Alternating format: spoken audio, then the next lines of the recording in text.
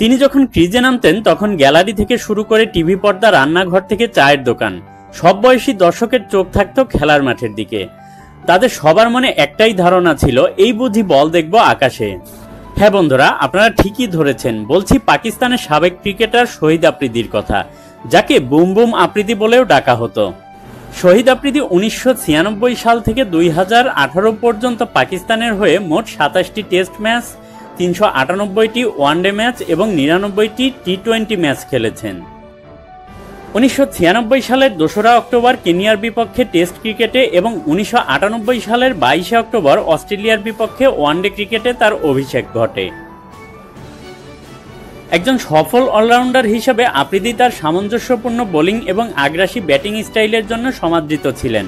আফ্রিদি 37টি ডেলিভারিতে দ্রুততম one day century করার বিশ্ব রেকর্ডের অধিকারীও ছিলেন এবং তিনি ওয়ানডে ক্রিকেট ইতিহাসে সর্বাধিক ছক্কা হাঁকান।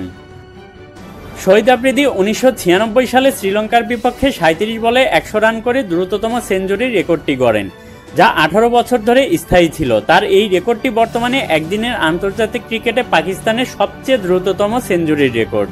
শহীদ আফ্রিদি আন্তর্জাতিক ক্রিকেট থেকে 19 ফেব্রুয়ারি 2017 সালের অবসরের ঘোষণা দেন। সেই সময় শহীদ আফ্রিদি ছিলেন অনেক ইয়াং জেনারেশনের আইডল এবং তাকে অনেকেই ফলো করতেন।